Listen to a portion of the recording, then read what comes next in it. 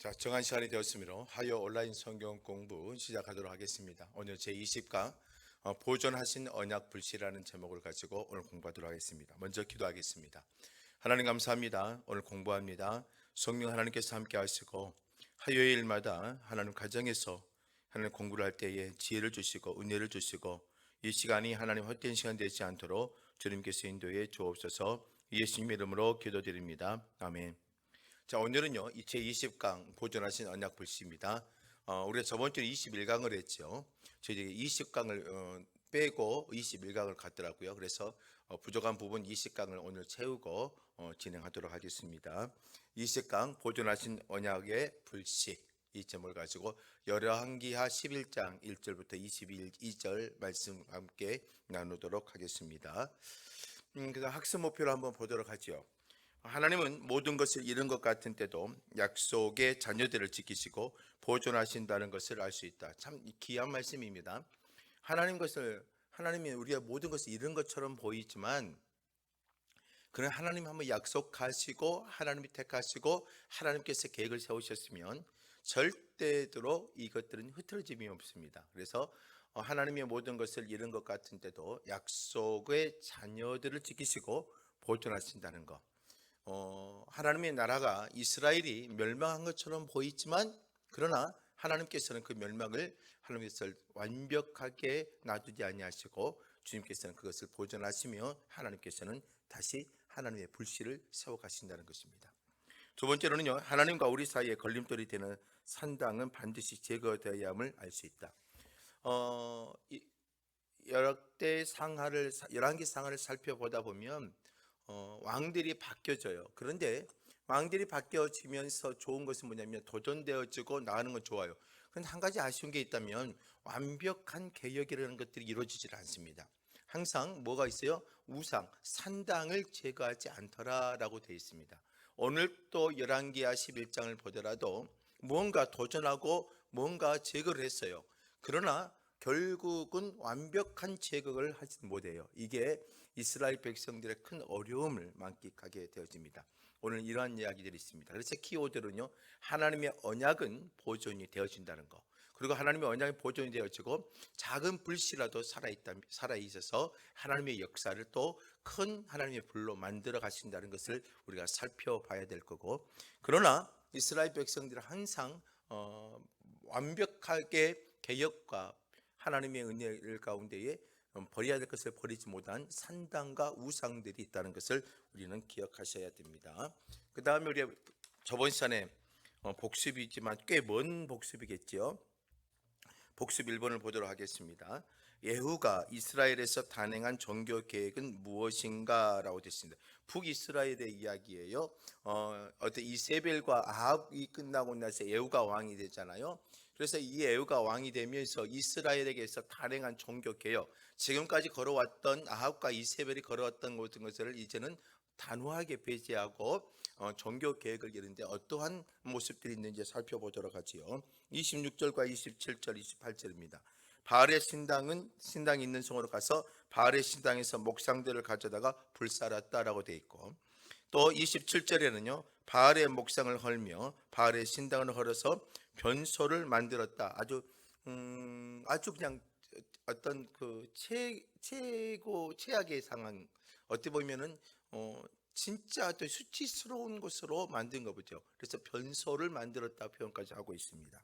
또 예후가 이와 같이 이스라엘 중에서도 바알을 멸하였다라고 되어 있습니다. 그래서 예후가 모든 것들을 멸하였다라고 표현하고 있는 것처럼 이스라엘에서 잘못된 것들을 아주 강하게 단행한 종교 계획을 일으켰다는 것을 알 수 있습니다. 두 번째로는요, 예후가 시도한 종교 계획의 오점이 뭐냐? 자, 분명히 우리 앞에서 보았듯이 단행한 종교 계획들이 있었어요. 그러나 그것에 대한 완벽함이 이루어졌다면 예후도 북이스라엘도 하나님의 은혜로 나갈 수 있었을 것인데 그렇지 못하는 게 안타까움이 있습니다. 그게 29절이죠. 이스라엘에게서 범죄하게 된 느바시 아들 여로보암의 죄, 곧 베델과 단에 있는 금송아지를 섬기는 죄에서는 떠나지 아니하였더라.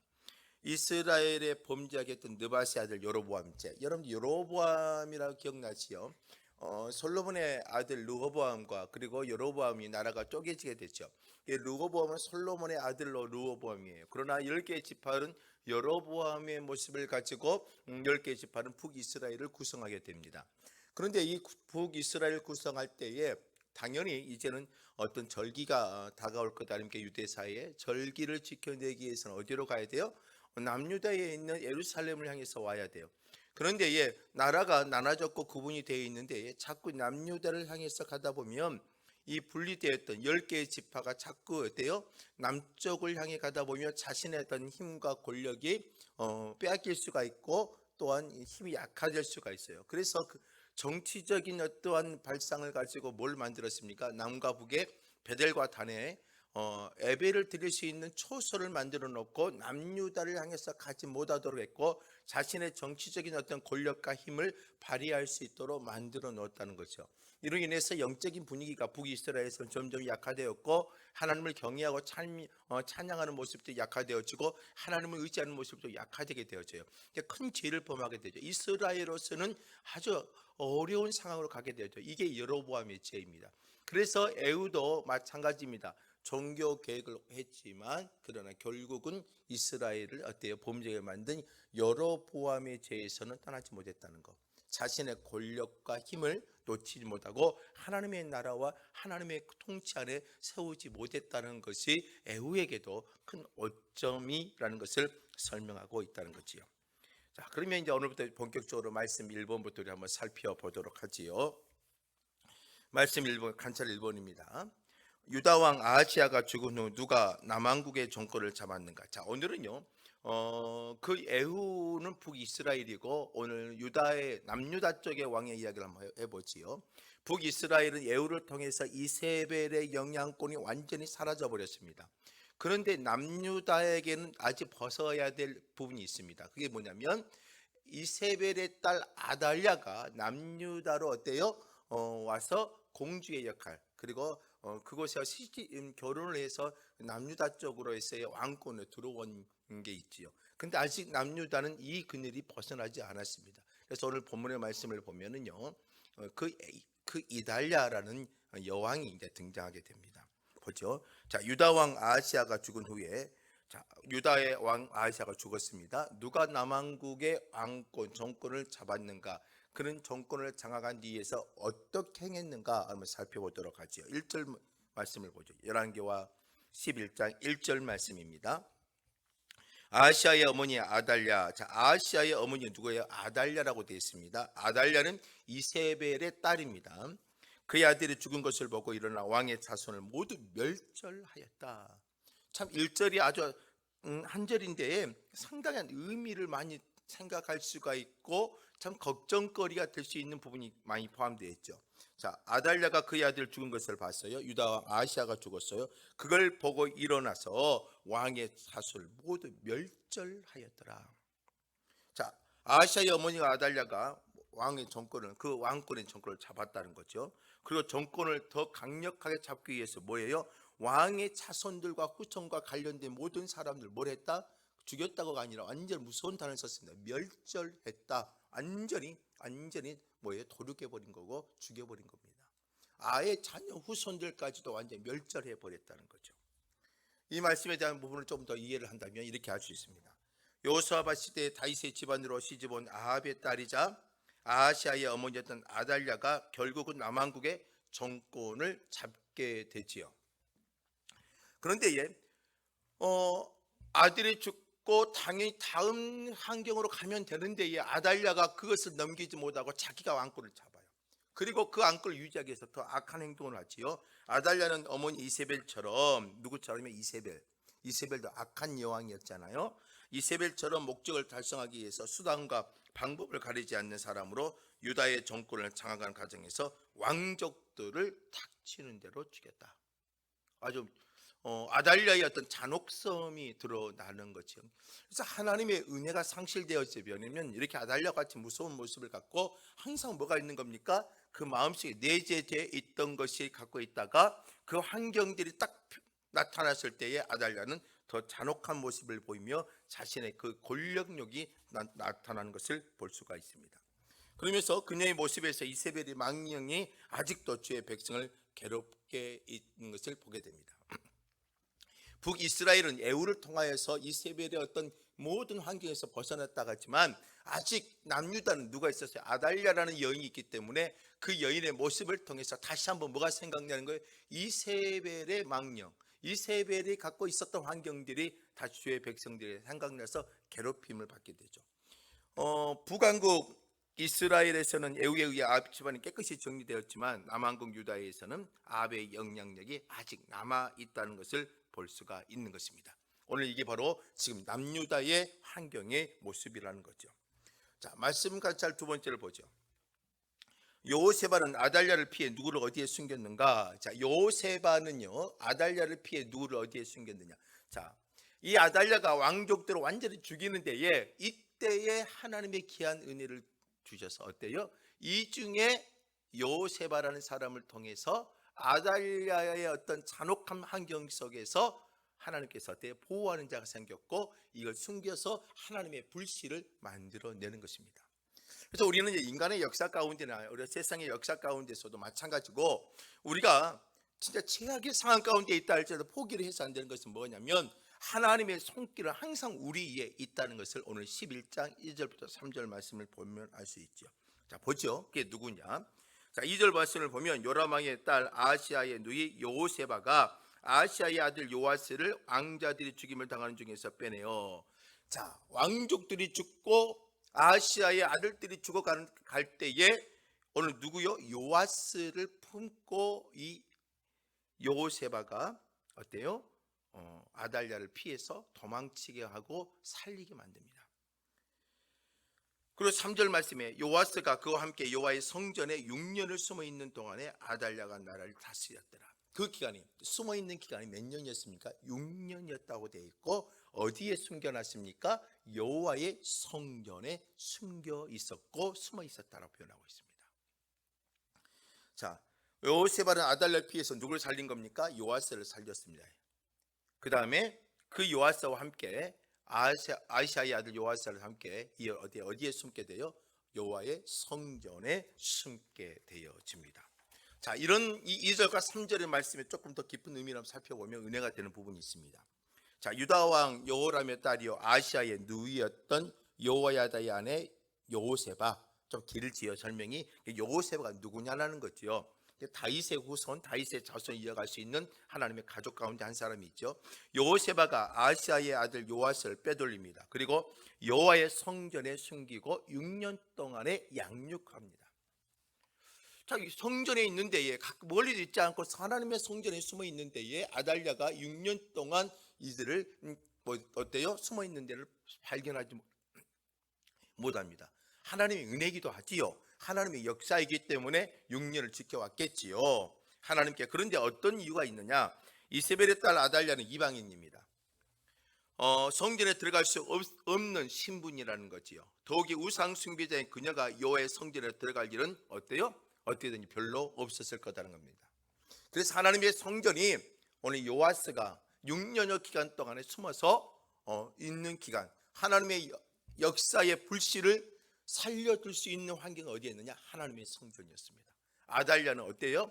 이세벨의 딸이기 때문에 자기가 어때요? 그 성전에 들어갈 수가 없어요. 하나님 자신의 신분과 이치가 들어갈 수, 아무리 왕권을 갖고 있고 힘이 있고 권력자라 할지라도 성전에는 들어갈 수가 없었던 거죠. 그래서 오늘 요아스는 6년 동안 어떻게 됩니까? 그곳에서 하나님의 은혜 가운데 양육받고 구하며 나갈 수가 있었습니다. 그래서 그러므로 성전은요 어린 요아스를 숨기기에 가장 안전한 곳이었고 여호와의 보호를 상징하는 가장 적절한 장소였다라고 표현할 수 있습니다. 그래서 요아스는 하나님의 성전에서 하나님의 임재하는 곳에서 하나님께서 어때요? 하나님께 약속하셨던 다윗의 언약을 하나님이 이어가고 있으며 성전에서 이 요아스를 보호하시며 하나님의 6년의 시간을 주님께서 함께 하셨다는 것입니다. 요아스는 하나님의 보호하심 가운데 있는 거죠. 오늘 저와 여러분도 마찬가지입니다. 우리가 아무리 힘이 들어도 어떻게 해야 되겠어요? 진짜 고통스러워요. 세상의 압박을 받고 환경에 어려움들이 있고 감당할 수 없는 곳에 있고 이때 우리가 해야 될 것은 어디냐면 하나님의 임재했던 그늘 속에 들어오는 게 하나님의 보호하심을 받는 겁니다. 오늘 하여 성경 공부하신 여러분들 마찬가지다시피 오늘 우리가 해야 될 일이 바로 그거예요. 피해도 어디로 피해야 돼요? 하나님의 보호하심 그 그늘 속에 우리가 들어갈 수 있는 그런 하나님의 놀라운 사랑을 선택할 수 있는 우리 믿음의 백성들이 되시기를 주의 이름으로 부탁을 드립니다. 그러면서 또 이렇게 생각할 수 있죠. 아달랴가 죽은 아들 아하시야를 대신해 정권의 후계자가 될 가능성이 있는 왕족들 모두 죽임으로써 다윗 왕조는 이대로 종말을 맞이한 것처럼 보이죠. 그런데 하나님은 아하시야를 하나님께서 보호해 주시고 그 불씨를 주님께서 이어가신다는 거죠. 그러나 아달랴가 여왕이 되어 유다를 다스린 6년 동안 하나님이 다윗의 등불을 지속시킬 불씨를 보존하셨다는 사실을 우리는 기억하셔야 됩니다. 이게 은혜다는 것이요. 저와 여러분들이 아무리 힘이 들어도 난 이제 다 주저앉아 포기할 것 같아. 아니에요. 여러분들의 심령 속에 복음의 씨앗은 오늘 또 우리를 움직여가고 역사해 가신다는 거.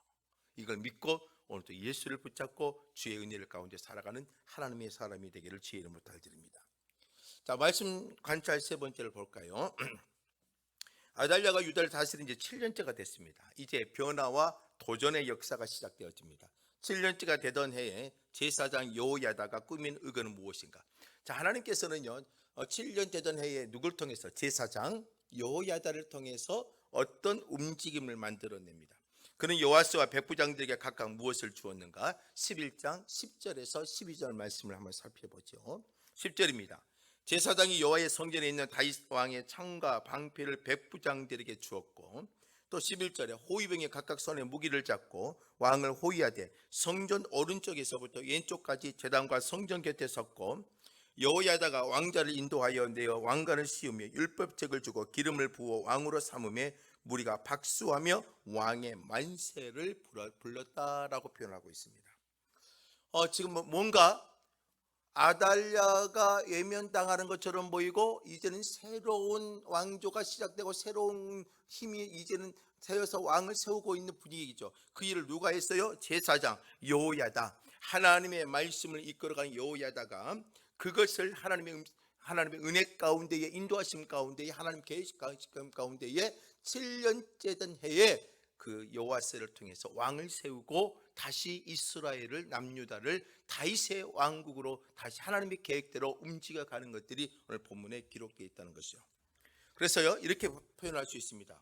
자, 제사장 여호야다를 통해서 꾸민 의거는 뭡니까? 요아스에게 기름을 부어서 왕으로 삼는다는 거. 그런데 요아스가 이때 나이가 몇 살입니까? 7살이라는 거죠. 또 요아스에게 준 것이 뭡니까?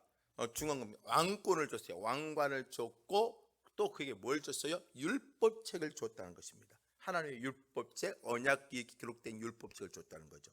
그리고 또 백부장들, 또 이 나라를 지킬 수 있는 어떤 장관들이죠. 군대 장관들입니다. 백부장들 중에 뭐예요? 다윗의 창과 방패를 줬습니다. 의미가 있는 거죠. 이제 이 나라 이 민족이 해야 될 일이 뭐냐면 하나님의 왕, 하나님의 율법, 그리고 기름 부음, 그리고 이 다윗의 왕가를 통해서 이루어질 하나님의 역사를 책임져야 될 모든 것들이 어때요?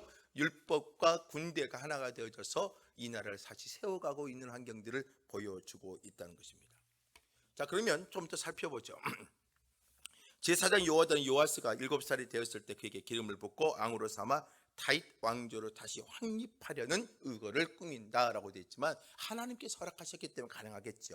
다윗 왕조가 무너진 것처럼 보였어요. 아달랴가 여인의 왕권을 잡고 7년 동안에 이세벨이 가지고 있었던 잔악함을 갖고 이 나라를 폭정해 가고 있었을 거예요. 그때에 하나님의 때가 되어져서 제사장 여호야다를 통해서 7년째 될 때에 이 요아스를 어때요? 기름을 부어 왕으로 세웁니다. 여호야다는 은밀히 군 장교들을 불러서 일사천리로 일을 진행했고요. 장교들은 다윗의 등불이 꺼졌다고 생각했지만 어린 요아스의 왕자를 보고 감격의 눈물을 흘려요. 왜요? 다윗의 왕, 그 성군의 역사가 끝나버렸다는 것의 아쉬움, 어떻게 보면 그 아달랴로 통해서 잔혹한 모습들, 얼마나 힘이 들었겠어요. 그런 데에 다윗의 왕조 요아스가 살아있고 왕으로 세우고 하나님의 기름 부음을 통했을 때 그들 얼마나 행복하고 감격스러운 모습을 우리가 찾아볼 수가 있지요. 대제사장 여호야다는 옛적 다윗의 시대의 것을 본떠 어때요? 다윗의 시대 때 방 만든 창과 방패를 나누어 주죠. 뭐예요? 하나님께서 우리의 방패가 되어지고 창이 되어지고 다윗이 가졌던 힘과 권력을 다시 우리가 회복하게 할 수 있다. 이런 것들을 의미를 가지기 위해서 그 군대 장관들에게 대제사장 여호야다가 뭘 나눠줘요? 다윗 시대에 썼던 방패와 그리고 창을 나누어 주게 되어집니다. 다윗 왕조를 창제한 데는 이보다 더 중요한 유물은 없죠. 왜요? 다윗의 승리와 다윗의 왕권과 다윗의 권력과 다윗이 가졌던 힘을 보여줄 수 있는 그 모습, 다윗 왕조가 회복하겠다는 이러한 상징적인 것, 아마 최고의 상징적인 유물이 아닌가 생각할 수 있습니다. 사모만 어머 속에서 요아스를 데리고 나와 안관식을 거행합니다. 쉬운 일은 아니죠. 아달랴라는 힘이 엄청 강하기 때문에 어떤 살벌한 어머 속에서 요아스를 데리고 와서 왕관식을 거행합니다. 그리고 요아스에게 율법책을 줍니다. 이 율법책에는 크게 두 가지죠. 하나는 규례서, 그다음에 언약서라고 되어 있습니다. 규례서는요, 왕이 어떻게 이 나라를 다스려야 되는지, 왕이 어떻게 이 나라와 백성들에 의해서 움직여야 해야 되는지, 왕권을 어떻게 사용해야 되는지, 이런 왕에 대한 규례서를 나눠주고요. 또 언약은요, 신의 산 언약의 일부로 요아스에 주기시 곧 신의 산 언약과 다윗 왕조에 대한 충성을 확인하는 외식이죠. 신의 산의 언약을 통하여 이스라엘 백성이 이어가 될 하나님의 놀라운 이스라엘의 모습을 기억하며 이것을 어때요? 새로운 왕이 잊혀지지 않고 기억하며 이 남유다를 이끌어가기 위해서 율법책 규례서와 언약서를 해주고 왕권을 부여해주고 있다는 것입니다. 이처럼 제사장이 다윗 왕조를 다시 세우는 것은 아직도 다윗 왕조가 건재함을 보여주는 동시에 하나님의 율법이 유효하다는 상징성을 내포하고 있다.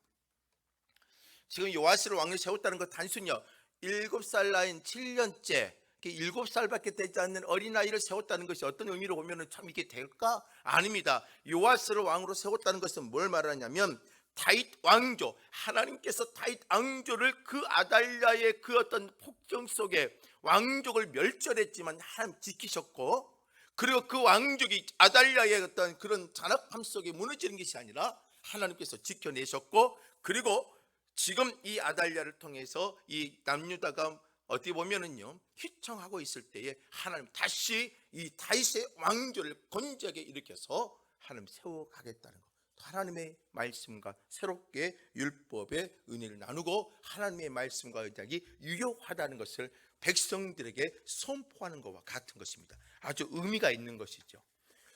이러한 모습이 오늘 아시아를 통해서 이루어졌다는 것이요. 오늘 우리도 마찬가지입니다만은 오늘 우리도 어떤 하나님의 말씀을 붙잡고 있을 때에 포기하면 안 돼요. 믿음의 불씨, 아주 연약한 불씨라도 하나님 앞에 살아있다면 이 불씨가 거대한 하나님의 약속들이 이루어가시는 수 있는 출발점이 될 수 있다는 겁니다. 혹시 여러분들이 신앙생활 하다 보면 시험이 들 수도 있지요. 또 어려움에 빠질 수도 있지요.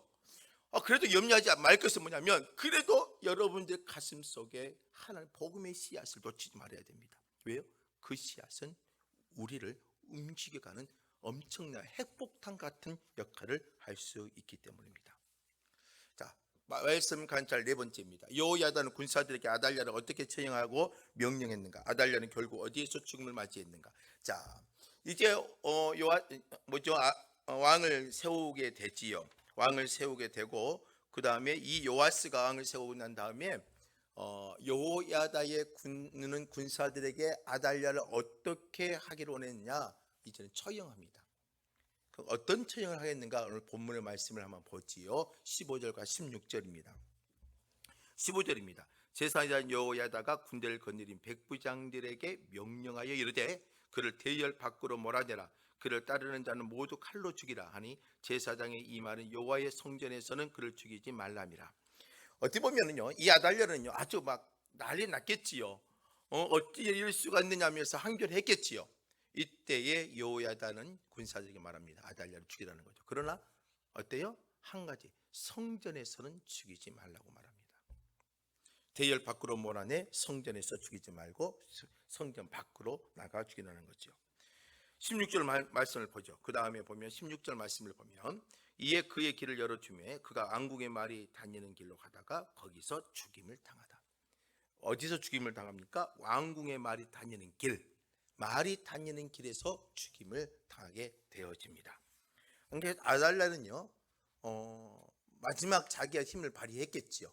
따르는 자들과 함께 와서 무언가 해보려고 했겠지요. 그러나 이미 상황은 반전이 되어버렸습니다. 그리고 아달랴는 처형을 받게 되어지고, 그러나 성전 밖으로 내밀게 되어지고, 말이 다니는 왕궁의 말이 다니는 길에서 아달랴는 죽게 되어집니다. 이런 의미가 우리가 어떻게 찾아볼 수 있을까? 자, 여호야다는 군사들에게 반역이로다 하고 예치는 아달랴를 성전에서 끌어나가 처형하도록 명령했다. 야, 이거 반역이다. 당연히 하겠죠. 아달랴 입장에서는요. 아달랴는 와서 이건 아니다, 반역이다 하면서 예쳤겠지요. 그러나 이미 상황은 반전이 되어져 버렸습니다. 그래서 아달랴 성전에서 끌고 나와서 처형하도록 명령합니다. 아달랴가 죽은 곳은 말들이 왕국을 떠날 때 사용하는 길입니다. 근데 하필 왜 말들이 다니는 그 길에서 죽었을까? 자, 저자가 아달랴의 죽음을 말과 연관시키는 것은요, 그녀의 어머니 이세벨의 죽음을 연상케 하기 위한 것으로 두 여인은 같은 종말을 맞았다는 것을 말하는 겁니다. 다시 말해 말은 솔로몬 시대 이집트를 포함한 이방 국가들의 상징이 있죠. 자, 여러분들 홍해를 건너왔을 때도 철병거를 타고 애굽의 그 군대가 이스라엘 백성들을 어때요? 쫓아와서 잡아가려고 그랬죠. 그러나 홍해 바다에 말 탄 자들이 어때요? 다 죽게 되어집니다.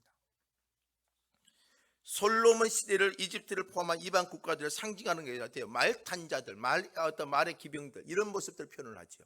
그래서 이 말이 다니는 길에서 아달랴가 죽었다는 것은 뭐냐면 이방 여인으로서 이방 사람이 어때요? 하나님의 심판을 받고 죽었음을 보여주는 상징적인 의미가 담아져 있다는 겁니다. 이게 매우 귀한 의미이지요. 그래서 이게 그냥 단순 아달랴의 죽음 죽었다 끝날 것이 아니라 하나님께서는 어때요? 이 아달랴는 어때요? 이방의 사람을 취급한 것처럼 하나님 그에게 어때요? 비참하게. 그 다음에 자신의 어머니 이세벨이 죽었던 것처럼 그런 죽음을 연상케 하고 하나님의 심판이 임했던 것을 강력하게 드러내고 하나님의 살아계심이 드러날 수 있는 그러한 처형이고 죽음의 모습을 보여주고 있다는 것입니다. 자, 아달랴의 죽음이 말과 연관된 것은 유다 왕실에 미치는 이방인의 영향력이 뭐예요? 완전히 끝났다는 것도 의미합니다. 이 말들이 그 왕국의 말들이 다니면서 이 아달랴가 죽었다는 것은요, 이 남유다에 있는 이방의 아달랴의 어떤 영향력 완전히 멸절되었다는 것을 상징하기도 하죠. 이렇게 해서 6년 동안 지속된 아달랴 시대가 막을 내리게 되어집니다. 그녀는 이 기간에 어머니 이세벨을 쫓아 유다의 바알 종교를 선포합니다. 참 무섭지요. 이 6년적 기간 동안에 남유다의 영적인 분위기를 완전히 어때요? 망가뜨려 버린 겁니다. 이 이세벨을 쫓아갔던 유다의 어떤 바알 종교를 뿌리 깊게 만들어 놨던 게 바로 이 아달랴라는 여인이죠. 이제 그녀의 죽음으로 유다는요, 북왕국에서 예후가 단행했던 바알 종교 제거에는 버금가는 계획을 펼쳐나갈 어떤 발판이 되어졌습니다. 아달랴가 죽음으로 말미암아 6년 넘게, 6년이 아니지요, 아달랴가 남유다로 들어왔던 이세벨의 잘못된 우상과 이방의 어떤 신들과 신앙의 모습들을 완전히 오늘 못해요? 아달랴의 죽음과 그리고 왕국에 갔던 말들의 길에서 죽음으로 인해서 어때요? 완전히 끝났고 새로운 영적인 계획을 시작할 수 있었던 어떤 초석 발판이 되어졌다는 것이 너무나 귀한 거라는 것입니다.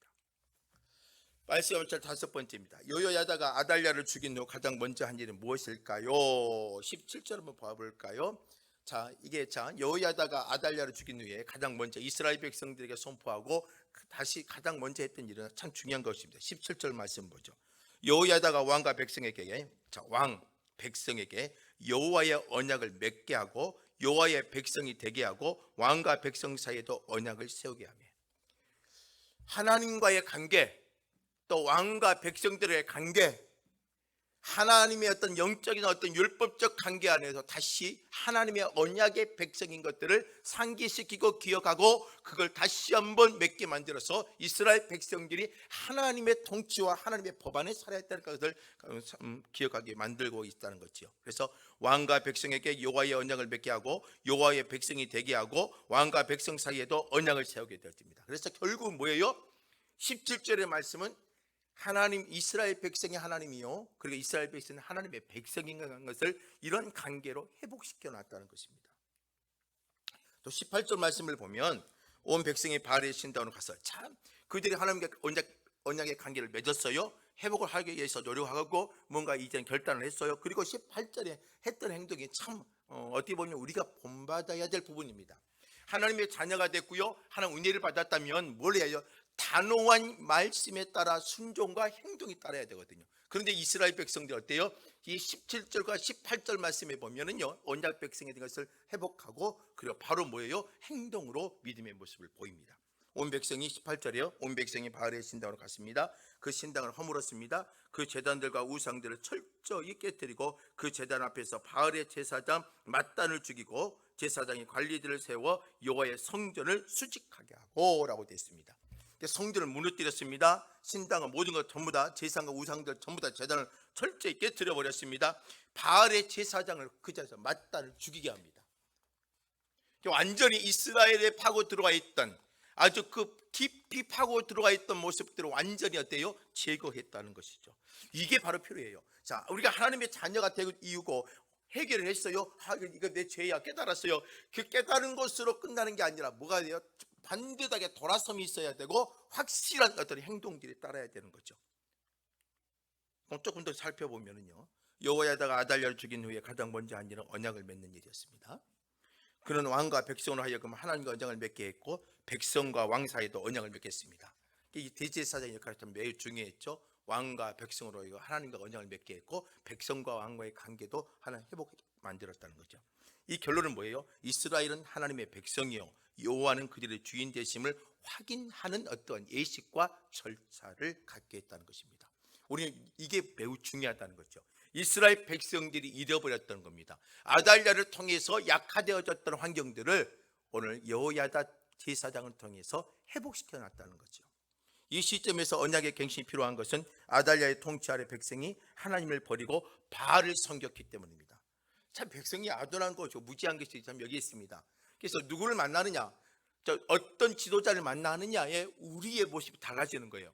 여러분들 어떤 교회를 만나고 어떤 목회자를 만나고 어떤 성도를 만나고 누구와 교제하는가에 따라서 얼마나 영향을 받는지 모릅니다. 오늘 우리 행복한 교회는요, 하나님의 말씀에 영향을 받고 사는 저와 여러분들이 됐으면 좋겠습니다.